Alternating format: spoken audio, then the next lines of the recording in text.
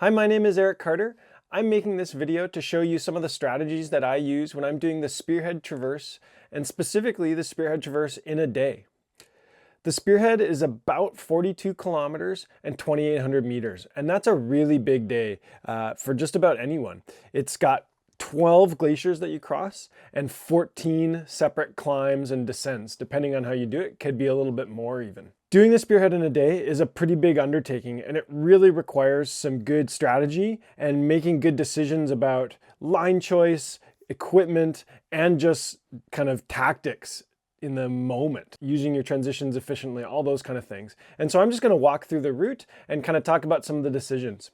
The footage from this video comes from a Spearhead Traverse in a day in January 2025. So these are relatively recent conditions images, but keep in mind that it's really early season in January. Often it doesn't get much done until the springtime. And so we had relatively low snow, even though we had good coverage on crevasses and things like that. The Spearhead Traverse typically starts out from Blackcomb Mountain. Often people go Blackcomb to Whistler because the finish is a bit easier that way. It's definitely the way I prefer it. Lately, because of changes on Blackcomb Glacier, and specifically with the T-bar not being in operation, we've been accessing Blackcomb Glacier from the top of the Seventh Heaven chairlift. So you ride up the mountain on the gondola, you ski down to Seventh Heaven, you wait for that to open, and then from the top of Seventh Heaven, you can boot pack up along towards Blackcomb Peak as long as that area is open for avalanche control.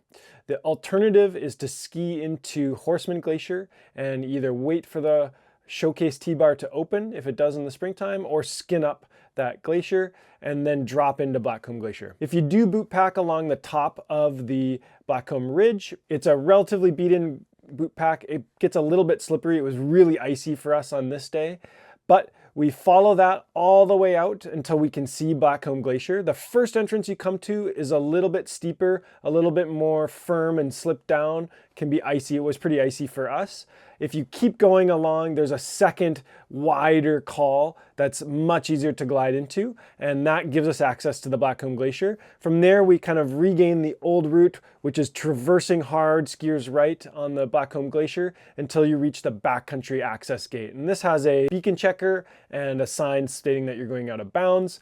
This is kind of the beginning of the Blackcomb Glacier climb up to East Col. From East Col, here it's really nice to have a good view. We want to do a really hard traverse to gain the moraine on the far side of the lake that we're looking down at. It is totally possible to ski down to the lake. You just have to shuffle across it. If you traverse hard, if there's a nice track in, it should be visible from East Col. You see a nice line going around the moraine, and then it gets to the crest. That just gives us a little bit more glide. We can get further into Decker Basin. From here, you really do want to take a good look at your options. Decker Mountain is the big north face in front of us. There's often a skin track going up the left side of that north face. This is kind of an older traditional route, but now it's getting closer and closer to those cornices that are coming off of Decker Mountain. And that's because of glacial recession. You can't get as far away from those to stay safe. My preference there is that green line for climbing up. It keeps us the least exposed to cornice, and we avoid most of the glacier. You're pretty much just on rock if we're following that furthest left option. This is also the access for Chisel Chute. You can also see there's two couloirs that access that Troy Glacier. There's a higher one in blue. This one's a little bit steeper, and then there's the lower one in red, a little bit further down the ridge towards Chisel Chute. Both of them get into the same basin. Both of them allow you to traverse hard skiers right to get onto the Trory. I'd say red is just slightly easier, especially if it's firm. Once we drop into that couloir, we are kind of getting out there. Now we're on the far side of Decker. There's no more skiing back into the ski resort without climbing all the way back up to Decker and around Decker Peak. So yeah, we're not totally committed for the day, but we are really quite getting there. From Decker Ridge here, we should have a really good view of Patterson. The north face of Patterson is a really nice ski run. In this video, it looks quite rocky. It's super early season and it's really bony. We can also see our options for climbing up the Troy Glacier. The traditional route is to stay high on the glacier, climb to the top of it, and then go around the south side of Patterson. The alternative and the shorter route is to climb up to a gap between Patterson and the next peak over. So this is Looker's left of Patterson, and it's a quite steep climb up. Glacial recession has pulled the glacier down, and there's some new rock cliffs. So as we skied by it, we could see that those rock cliffs were super exposed, and it didn't look like there was an easy way to climb up that. We definitely would have been boot packing. We wouldn't have been able to skin it, and that probably wouldn't have been a huge advantage for us. It is a slightly smaller climb, so it's a little bit faster when we're doing this in super speed fashion. That's the way we go. But also the climb up and around the south side of Patterson is much more beautiful. You get some really good views of the whole Spearhead range, and there's some cool rock formations. It's a common campsite up there. So we aim down for that Troy Glacier, hit the flats. This is a common heli ski run, and the heli skiers are kind of coming from where we're going to be going. We're just pushing around as hard as we can and gliding out onto those flats. A lot of this traverse, really, when we're descending the glaciers, we're traversing them more than anything. We're trying to glide them out. It's not good linked turns, so you'll see lots of big traverse tracks out. You can see the blue line is the alternate line for climbing Patterson. That's the shortcut. The green line is the traditional route, and it's definitely going to be better in most conditions, especially low snow conditions. As we're climbing the Troy Glacier, we're aiming for a kind of moraine feature, and there's some spiky rocks up on the ridge crest. You can see those right under the sun. That's towards the col that we're going to be heading to get up to Patterson. Climbing up the Troy Glacier is one of our slightly bigger climbs of the day. It's not a huge one, but it does feel a little bit sloggy because it's got a big distance. Luckily, you're still early in the day, but if you're starting to feel it here, then you should be a little bit concerned about what's to come. Once you kind of come around the corner on Patterson, again, you're gaining a bit of a ridge, a moraine feature here. It's often a snowy kind of knife-edged ridge. You're skinning right along the top of that, or kind of right off to the side. The big rock features are to our right, and you should be able to see kind of a head wall that we're coming to that we have to boot up to get around Patterson. Once that knife-edge ridge kind of tapers out, we arrive at the head wall, and it's a snowy head wall. It kind of leans up and right, and then there's a rocky head wall to our left. Obviously the rock is pretty challenging, so we're gonna boot up that snowy head wall there, and we're gonna just shoulder our skis or put them on our pack. It's really easy to do a skimo type carry. Here's Bob. You undo your sternum strap, slide the ski tips in through your shoulder strap, pass it over your head, and then it just rests on your backpack. Do back up that sternum strap and your skis are away. So this is a really quick way for a short boot pack. We do this a bunch on the Spearhead because these boot packs are pretty short. Might be worth putting on crampons. This slope does get pretty icy, so this is one of the places where I do often use crampons. It's a short boot pack, again, really not that far, and so the consequence is relatively low. If you fell down it, you'd kind of just end up back in that snow basin. But if it's really firm, it's a good one for crampons for sure. From the top of the Patterson boot pack here, we've got really good views of, again, a big part of the Spearhead. We can see Macbeth and Fitzsimmons and a lot of the musical bumps where we're going in a little bit. We can also look down onto the glacier below us, and again, we're doing mostly a traverse here. We're going to end up into those glacier flats. If you traverse too hard, you'll end up into some crevasses below Tremor, kind of just sending it into the glacier flats and trying to shoot across those glacier flats as far as you can in order to climb up and around the most mellow, kind of low angle Looker's left part of the glacier here. This glacier is definitely one of the biggest climbs of the day. It also takes us to the Tremor Shutter Col, which I kind of think of as a third of the way through the day. For us doing a 10-hour Spearhead, we got to the col in about 3 hours and 45 minutes. I think getting to that col in under 4 hours is really respectable for a one-day Spearhead attempt. And I think a whole lot more than that, and you should really be considering whether or not you should keep going. This is also a good place to turn around. It's still relatively close to the Blackcomb side, and so it's a good bail point.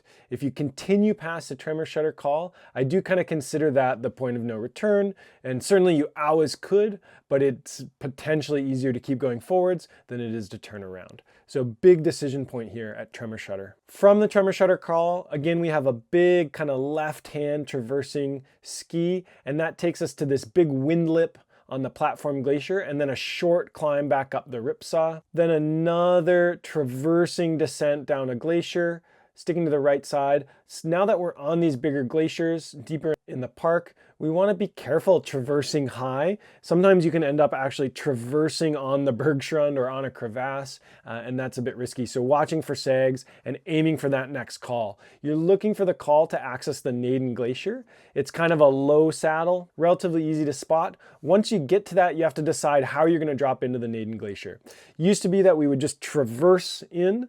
That's gotten a lot rockier and a lot steeper as the glacier drops away below it. So now a lot of people are just rolling right over the call, and there's either a very steep, firm ski couloir in, and that's what you can see in this video, or it's possible to rappel that as well. You can see us kind of making some careful turns on firm snow, moving through the rocks, and then sliding into this gully that gives access to the Naden Glacier here. You really got to be careful. This is going to melt out fast with sun, especially in the springtime, so this may not be the same in the spring. It might be worth staying higher and traversing, or just doing that rappel onto the Naden Glacier. You can see I'm side slipping a bunch. It's super firm, really been sun affected here, and then we get into a little bit more open where we can start making turns. Once I get onto that Naden Glacier proper, again, I'm just trying to shoot hard right and get as much distance across the glacier to get to Couloir Ridge. As we're cruising across, if you look up and right, there's a low saddle there. That's the access to Mount Macbeth and to get onto the Curtain Glacier.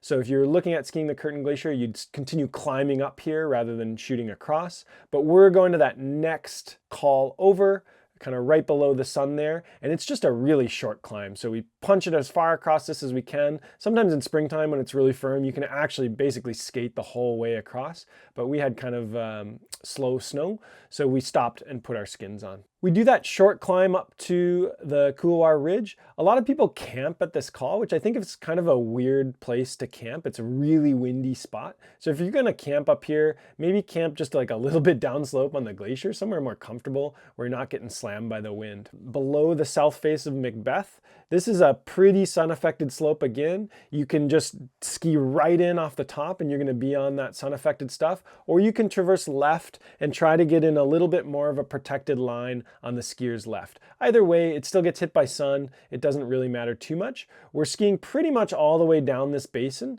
until we have access to the ridge on our left.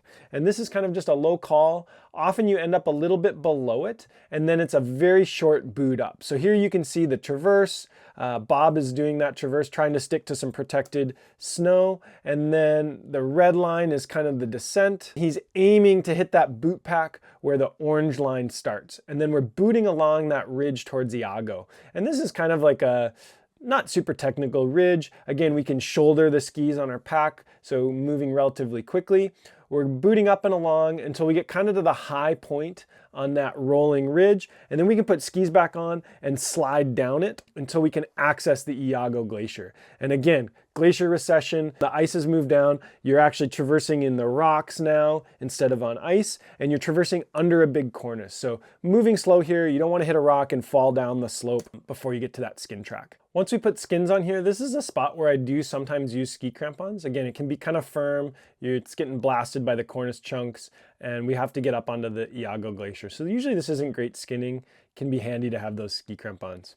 Once we're high on the Iago Glacier, you do have to know which drop-in you're looking for to come down into the Diablo Basin and below Checamus. So you're looking for these kind of gendarme features along the ridge. It's really nice to have the track here because the far side of this is quite steep and quite ledgy. So look for the specific entrance, make sure you have a track for that. And as you're coming up, you're climbing through those gendarmes. The entrance is at about 2,400 meters, and you should be able to see most of the line that you're gonna ski down into. It's a little bit of a traverse right.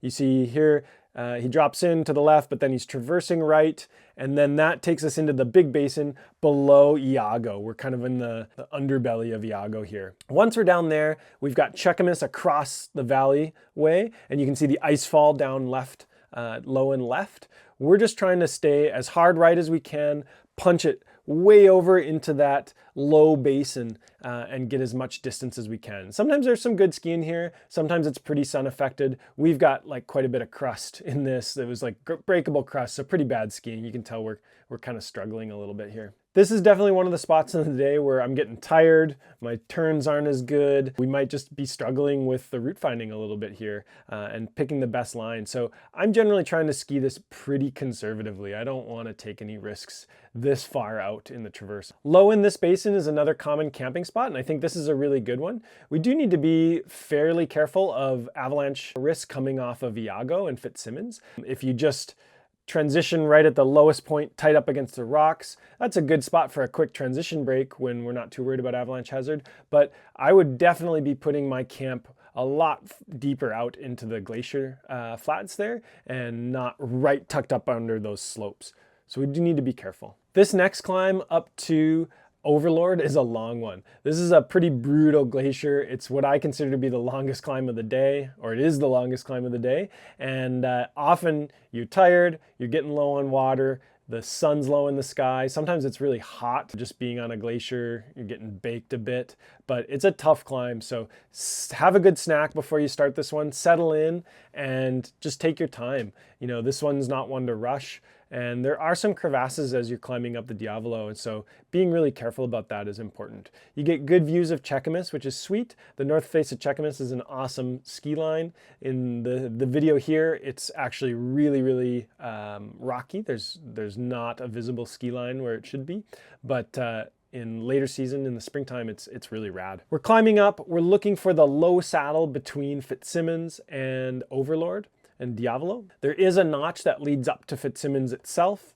off to the right. We're not going to go to that. That goes to the Fitzsimmons north face, but we're going into this low notch. Once we get there, we look across, we can see the summit of Overlord in the distance, a ridge coming down the right side with some notches, some gendarmes. Right in front of us is a bunch of cornice debris often. There's a big cornice coming off of Overlord and Diavolo summits. So we need to move through this section really fast. It is a little bit of a down initially. I leave my skins on here, just consider it part of the rest of the climb. I don't stop. I try to move the group as fast as I can through that cornice debris and up towards that notch on Overlord. Once you get to the end of this green line, that spot, that notch, it's steep, but it's actually really well protected. There's no cornice hazard right at the notch. So that's where I do my transition. I don't stop until I get to there. I don't stop earlier, especially when you're amongst the debris. There's also crevasse hazard here. If you go much lower than the green line, you are going to be wading into some crevasse territory. Head for that notch, and that's where we transition. Here you can see we're coming around Overlord Mountain. That notch is a little bit of a rocky band that comes down through the glacier there. Then you can see a big kind of curve around the top, the north side of Overlord there. And that's us trying to stay as high as we can and gain the Overlord rappel notch. So that's kind of the traditional option. 10 years ago, we didn't have to rappel. We just skied right down onto the glacier there. But the glacier has dropped so much that now there's a big cliff from the saddle. The alternative is to ski directly down that north glacier on Overlord, down around to the left. You can see it gets steeper from the contour lines, and then come back up to the main Overlord glacier and regain the route. That does have quite a bit of crevasse hazard. I'd say it's a more complicated glacier descent. It's not something I'd want to do in really low visibility, especially if I'm hurrying at the end of the day. It depends on your comfort with rappelling as well. I think both options are valid. I've done both for different reasons.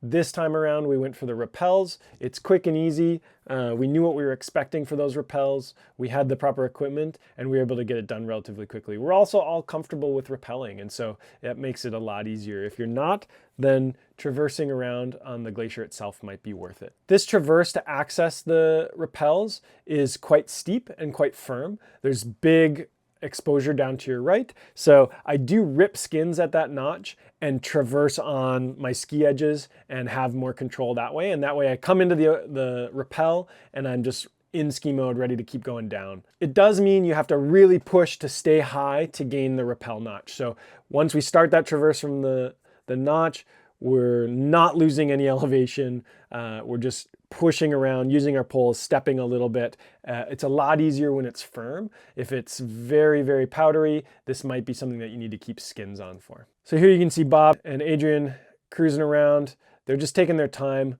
moving towards that Overlord rappel notch. Once we arrive at the notch, it's good to have a few people get organized for rappelling, get their skis on their packs, and then somebody else can get the rappel itself ready. You're looking for a big rock kind of embedded in the snow, and it's gonna have a bunch of rappel slings and cord, and then it does have a fixed rope, a really old fixed rope hanging off of it. I definitely would not trust that fixed rope for anything. It's been there for at least 5 years. It gets sun bleached in the summer. It sits out there all the time. It is definitely not useful for anything. If somebody cleaned it out of there, that'd be great. I didn't think to do it because it was kind of frozen into the snow at the bottom. Get your ropes ready. The rappel in January was a full 25-meter rappel, so that meant we needed 2 30-meter rad lines tied together. I don't think that's going to change. I think this rappel is going to get bigger and bigger. I'm hopeful that at some point we can get some bolts in so we're not rappelling off of this boulder, but this is what we got for now. Make sure you check those slings. If you're especially early in the year and you're not sure if anybody else has been out there, you want to look at all sides of the slings, make sure the cord is in really good shape, and possibly add a bit of new cord. I could tell that there was a piece of new cord there and that was in really good shape, so I didn't add anything new this time around, but probably by springtime that'll have been bleached enough that it'll be good to add another piece. I do clip into the anchor here. It's a bit of a slippery slope. I chipped it out a bit with my ice axe so I could stand comfortably. Any firmer and I would have put my crampons on to be working at the station here, but it wasn't too hard to get to it. When there's more snow, when that rock is like really embedded in the snow and you can't actually see some of the slings or some of the rock, then it gets a lot harder to stand here, and then you definitely want crampons and to clip into the anchor. We had pretty windy conditions on the rappel here. It was quite nice being in the sun, but the wind was giving us a bit of trouble. So you can see I struggle a bit to throw the rope down. We get both ropes down there, the crew gets ready, and then we're able to get going on our rappel. Just a quick overhand on a bite for the 2 ropes to connect together here. Bob keeps his ice axe handy. It's clipped to his harness. And then he takes the rope from me and loads it into his rappel device. He's got his skis on his pack for this rappel, and that's just because it's a little bit more comfortable. It's a longer period of time that we've got our skis on our packs, and so that quick skimo carry style under the shoulder strap doesn't work as well. We don't want to knock them off or anything like that. We want to make sure this anchor gets loaded downwards, not pulled out at all. It's still just a rock sitting on some other rocks, so we need to be pretty careful about that. You can see he's crouching down really low. It's kind of an awkward entrance, right? Like you have to get that 1 foot way down there, and then you can kind of weight your harness and your ropes, and then it's a lot more comfortable rappelling. You can see the wind's really strong. He's kind of struggling to deal with the ropes. Once Bob gets down, he's able to do a fireman's belay for the rest of us. So Adrian gets on rappel and he's able to start rappelling right away because he was totally ready to go. Bob's at the bottom managing the slack in the rope and providing that belay, and then Adrian's able to get going there pretty easily. I went last. I was still tethered to the anchor, so I had to get myself on belay and then get that tether off and unclipped. So a little bit of faff for me there, but then I was able to move along pretty quick. It is easy. It is really easy to bump your skis against the rocks here. So that's why we make sure to put our skis securely on our pack. We also want to be really careful about knocking rocks down on the people below us. So again, Bob was providing that fireman's belay and he was standing off to the side a bit, so I couldn't knock anything on top of him. There is a little bit of a bergschrund at the bottom, and when Bob got down there, he really stomped that out and made a nice terrace for Adrian and I to get down to and to get our skis on. We were already in ski mode, so it was a relatively easy transition, but it's nice to have some space to do that and not be all huddled right at the base of the rope. It is pretty important here to be really careful with your skis. This would be a bad place to drop your skis. You're kind of huddled on this spot. It's pretty narrow. If it is like really awkward, just use an ice axe, chip that out, make it a little bit more comfortable for everybody, and you're gonna pay off a lot with that. First, we deal with the rope. We pull that down, get it coiled up, get it back in the packs, then we're able to get the skis on and get moving out of there. From the bottom of the rappel, it's again a hard left traversing ski. This is a pretty heavily crevassed part of the Overlord Glacier, and you can see really big sags. So being really careful about where we're skiing through here. If you're hanging really, really hard skiers left, you do end up skiing over some crevasses. So it's kind of a combination of traversing, descending, traversing, descending, traversing, descending, until you get onto the glacier flats below the Fissile Whirlwind Col. And then it's a short climb up to that col. You don't want to go into the lower part of the wind scoop at the col. that kind of cliffs out more or less, it walls off. So you do need to climb high on the wind scoop, high up on the glacier towards Whirlwind Peak. Get above the wind scoop until you can see over the other side. You should be able to see the Keys and Clare Hut and the musical bumps. You can also see Davidson and the whole backside of Garibaldi Lake. It's a really nice view from the top here, really spectacular as the sun's going down too. We were really psyched to be here just as the sun was setting. From the Thistle Whirlwind Call, it's a short glacier descent and then quite a bit of cruising along below Thistle. This is kind of the south face of Thistle, the access for Banana Chute and Saddle Chute and all those. And then cruising along towards the Keys and Clare Hut. It's easiest to aim for the Keys and Clare Hut. It's a short climb up, and that takes you to the top of the ridge right near there. That's probably a 10-minute climb. And then a big descent into Singing Pass. And here you have the decision point of skiing down Singing Pass or continuing into Whistler Blackcomb, back into the Whistler side of the ski resort. I've done both. Again, Singing Pass is kind of the speed record descent. That's the shortest way back to town. If you're really comfortable skiing in the trees, skiing on icy luge track, and you know conditions are okay, then Singing Pass is a decent option. You definitely want to hear that people have done it recently and that there's not a ton of walking. There can also be a lot of creek crossings or river crossings where the trail has washed out. So getting beta on the condition of Singing Pass before descending it is really worthwhile. Lots of big, firm corners that can be hard for splitboarders especially. It is relatively flat, so you'd be doing a lot of pushing as a splitboarder. And there's potential to encounter uphill traffic, so watching out for people that are coming up Singing Pass is really important. I basically don't do Singing Pass if it's going to be nighttime, or if I'm with anybody that's feeling tired or just worked. It is technical descending in the trees in the forest. Even if it's shorter, I think it's actually the harder option. The alternative is to climb over Oboe up towards Flute and then descend back into Flute Basin to re-enter the ski resort on Whistler. And yes, this is a longer climb. It adds a couple hundred meters of climbing, but it's really low angle. It's really easy. There's always a skin track in. It's cruisy to follow. You can do it at night. No big deal. You're aiming for the low re-entry on Flute Bowl. That takes you back into Symphony Basin, and then you have to catch the cat track that climbs out of Symphony Basin to gain the traverse to Harmony Road. From there, again, you're back on piste. Often it's freshly groomed. That's kind of one of the best parts. Even if it's nighttime, you're cruising down, you have really easy skiing, and you don't have to worry about hitting trees or people or anything like that. And there's no more walking. It's all downhill. I really like finishing via the ski resort. It's worth a couple hundred extra meters for me. You gotta kind of decide for yourself, but that's the way I go. I do love finishing the Spearhead Traverse at night. It's very, very beautiful. A lot of people end up doing that anyways. I think having a really strong headlamp makes a huge difference, and having clear goggle lenses or glass lenses makes a huge difference for night skiing. It's just a special way of being in the mountains. I love skinning up along the musical bumps in the dark, headlamps off, just kind of going by moonlight, and then you turn those headlamps back on as you re-enter the resort and rip down the groomers. It's one of the kind of the most special parts of this traverse. So if you have the chance, that's a cool way to finish. I really like to make sure that I'm at the Overlord notch and the rappels before dark. I want to be able to see the rappels and see the glacier below, especially see those crevasses. So really try to time your day so that you do get there before the sun sets. Transitions are really important on the Spearhead. You've got 14 climbs and 14 descents at least, and so that's a ton of transitions. If every one of those transitions is 5 to 10 minutes, that is a lot of time spent not moving, and that could really be the difference between skiing out in the dark or skiing out in the light. I try to have my top transitions where I'm ripping my skins as short as possible, like 45 seconds to a minute.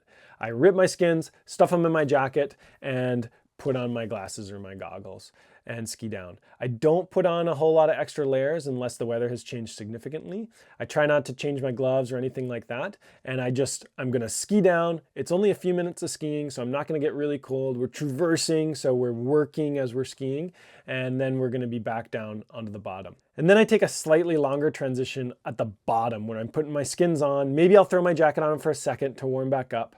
I'll change my gloves if they've gotten wet, and that's where I'm gonna have a snack. But we're really not stopping for long. We're not taking big lunch breaks. We're not taking every transition a sit down on the pack type transition. If we're doing this in a day, we need to keep moving, and transition efficiency is really one of those things. I'm pretty much always carrying glacier travel gear on the Spearhead these days. The glaciers are changing so quickly, and they're really hard to predict what is going on, what the coverage is like. Even we have really good crevasse bridging like we did on this trip, we're carrying that glacier gear, and we're taking it out if we feel like we need it.